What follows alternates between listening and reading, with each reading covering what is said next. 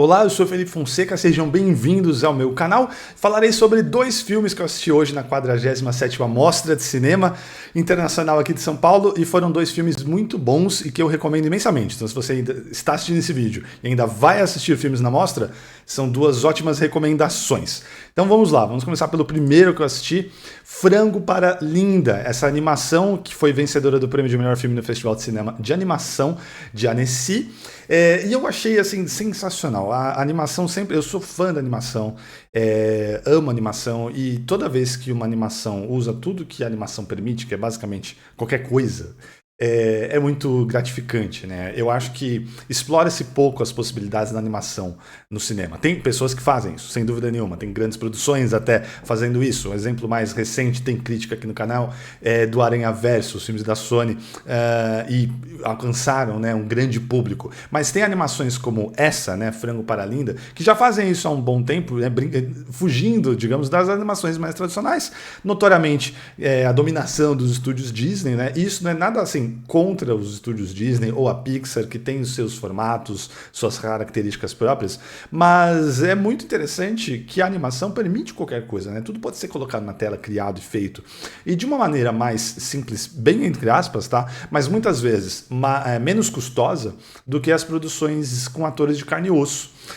Então possibilita histórias serem contadas de uma maneira e numa escala, por exemplo, na animação, que com atores de carne e osso não seria tão viável.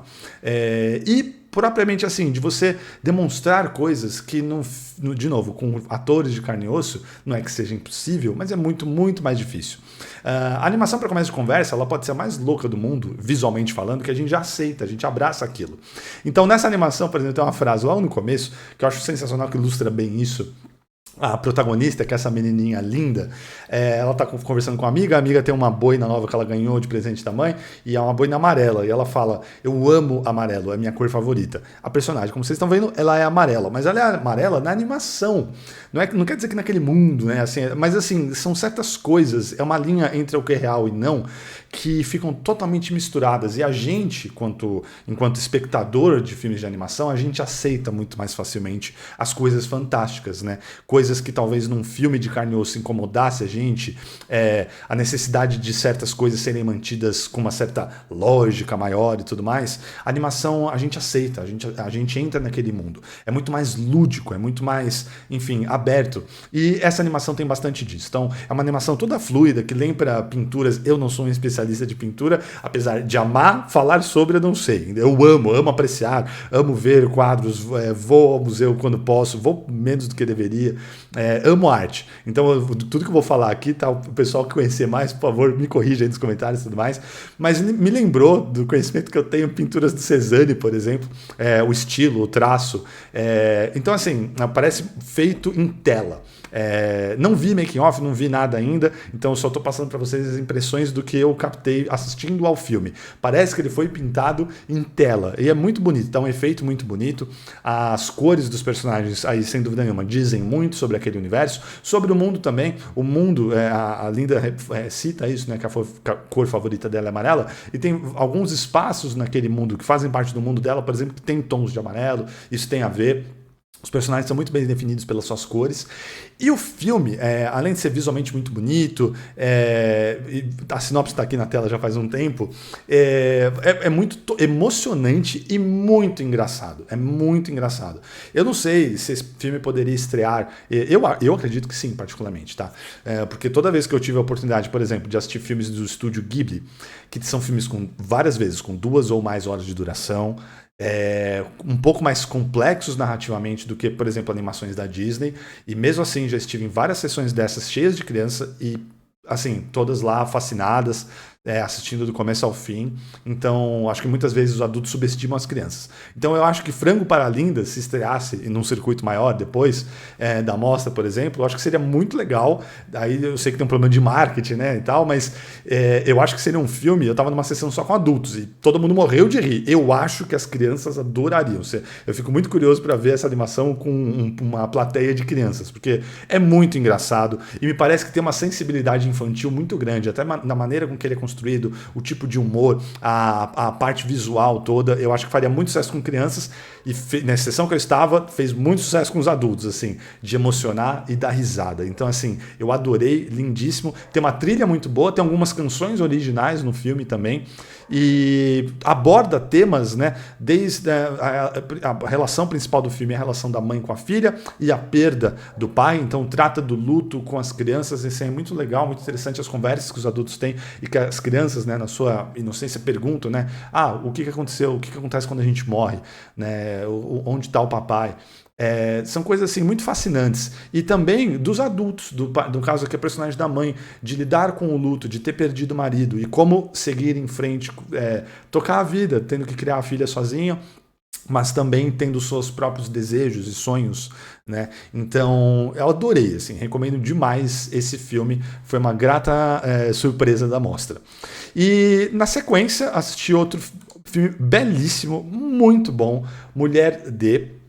Já vinha com algumas recomendações, eu tinha visto, alguns colegas tinham assistido, falado bem, e aí ele foi exibido no Festival de Veneza desse ano, e conta a história, né, tá aqui na sinopse, 45 anos na vida de Aniele Wesoly.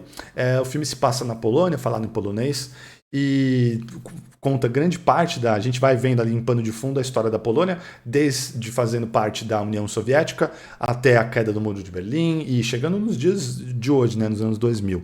E a gente vai acompanhando a história da Aniele anteriormente, com a identificação masculina e aí a sua transformação desde cedo. Então, assim, imageticamente, a fotografia desse filme é belíssima, desde as primeiras cenas com o então Andrei, criança, fugindo de um grupo de meninas, ele estava com um véu das menininhas lá no casamento, ele fugindo pelos campos lá na cidade deles, na Polônia, uma cidade do interior, uma cidade pequenininha, e ali imagens já muito bonitas e a gente vai acompanhando toda a vida desses personagens, não só do então Andrei, mas depois Aniele, e as pessoas que cercam, né? A família dele, os pais, irmão e o interesse amoroso, né? A mulher com quem ele se casa, enfim.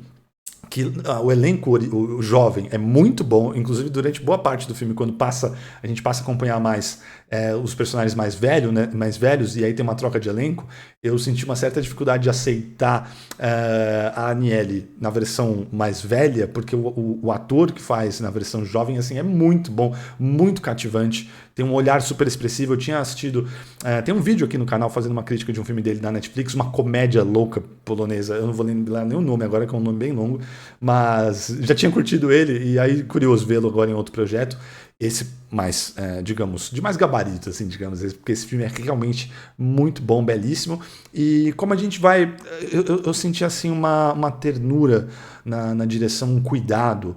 É uma dupla de diretores, né? O Margotza e o Michael. E deixa eu mostrar a fotinha deles aqui embaixo, que sempre tem. E acho que nesse filme, assim, não tem regra, né? Mas deu muito certo, assim. Porque a gente vê uma sensibilidade de todos os lados, assim, em cada decisão de roteiro, que também é deles, de decupagem, a construção dos personagens.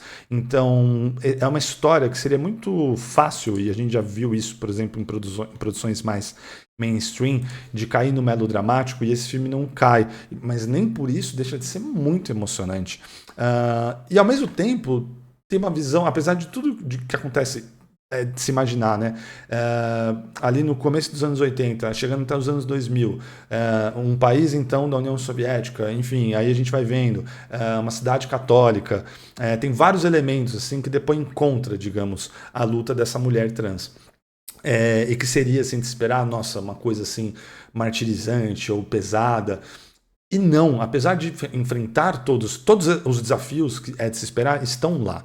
Não é fácil a jornada dessa mulher, mas há sempre um tom de esperança, tanto na narrativa, no roteiro, mas também nos personagens e naquele mundo que cerca. E eu acho isso, bom, é o que os autores estão passando, né? E eu acho muito legal, é bem-vindo isso. Esse otimismo, né?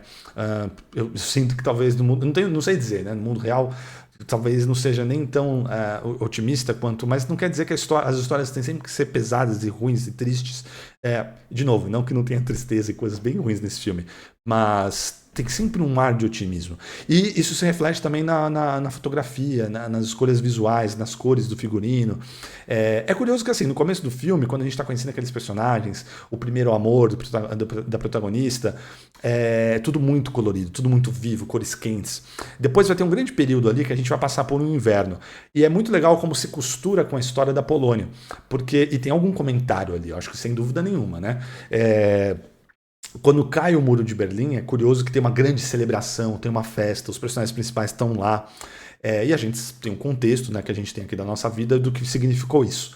Mas é curioso que a vida naquela cidadezinha pequena, ela passa a ficar mais triste depois da queda, pelo menos visualmente, depois da queda do muro. Então, onde tinha uma piscina com um clube, todo mundo feliz e o casal se apaixonando, após a queda do muro, aquele clube é abandonado, a piscina passa a ter água suja, não tem mais ninguém lá. Ao longo dos anos passa a nem ter água nenhuma, aquilo fica realmente abandonado. As cores passam a ser mais frias e cinzas, e a gente acompanha vários momentos no inverno, a escolha, né, do roteiro e dos diretores de mostrar momentos que se passam no inverno. Então aí já está tudo mais monocromático e mais triste. A gente vê vários pontos da cidade mais sujos, pichação, obras, né, lugares como o clube lá do começo, abandonados. E é curioso, porque sabendo um pouquinho da história do que aconteceu nos países que deixaram a União Soviética, quando a União Soviética se desfez e os países ganharam suas independências, um processo que foi durando depois de muitos anos, e até hoje isso a gente está vendo, infelizmente, acontecer por lá. Aconteceu, assim, apesar da glória, né, de você deixar o regime comunista, que era o que se buscava na época, muitos países acabaram decaindo em vários aspectos. Tem um fator que também é mostrado no filme, a gente vê assim, muita gente naquele começo. E claramente, depois da queda do muro, a cidade vai se esvaziando. A gente vê menos pessoas na rua, porque aconteceu isso, uma migração de muita gente para o lado ocidental. E muitas cidades, ou até as cidades que ficavam no meio, como Berlim, por exemplo, distritos que ficaram menos evoluídos do que outros. Então tem um comentário ali que a história do personagem também vai se misturando com a história da Polônia, e é muito interessante, assim. Gostei demais do filme, muito bom. O trabalho, o carinho, assim, apreço pelos personagens. E os seus intérpretes, assim, fazem um trabalho fabuloso. As escolhas de trilha sonora também são muito acertadas, e quando entram algumas músicas clássicas mais conhecidas em momentos assim chave, uma leveza também. Eu sempre falo, já falei aqui em alguns vídeos aqui desses aqui da mostra, inclusive, não é porque um filme é um drama, não é porque o filme fala de um assunto muito pesado que não pode existir leveza e humor naquilo. Em algumas cenas, em alguns momentos, porque a vida é assim, gente. Qualquer um que já esteve até num enterro, talvez já tenha passado, eu infelizmente já estive em vários, e tem um momento ali que a gente dá uma risada de alguma coisa, seja lembrando de alguém, seja... Estou falando isso de exemplo porque é uma coisa que sim, que a gente tem como triste, né?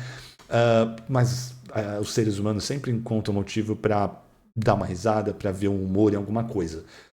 E isso eu acho sempre muito bem-vindo quando os cineastas e os filmes entendem isso. Mesmo tratando de um assunto extremamente pesado, o filme não deixa de trazer leveza também, porque assim é a vida. E é isso, gostei muito desses dois filmes, recomendo imensamente, e deixem aqui nos comentários se vocês assistiram, se vocês gostaram, se vocês pretendem assistir, e o que, seja lá, quais filmes vocês assistiram nessa mostra. Quem não pode estar na mostra, né, quem não está aqui em São Paulo, quem nunca veio à mostra, ou nunca participou de nenhuma mostra, seja de onde você for, diga aqui nos comentários, né, quais filmes te interessariam, quais dos que eu já falei aqui, o que vocês acompanham lá do exterior. Tem filme, por exemplo, que eu queria ter visto, que passou na Mostra do Rio, agora há pouco, a Mostra do Rio acontece antes da Mostra de São Paulo, e infelizmente não veio para a Mostra de São Paulo. Então, sempre tem coisas assim, né? Cada festival tem sua cara, tem suas seleções, e é uma coisa muito gostosa que eu recomendo muito a todo cinéfilo que em algum momento aí da vida consiga fazer, ir a um festival de cinema. E é isso, pessoal. Muito obrigado sempre pela audiência. Amanhã tem mais mostra e a gente se vê no próximo vídeo. Um grande abraço e até mais!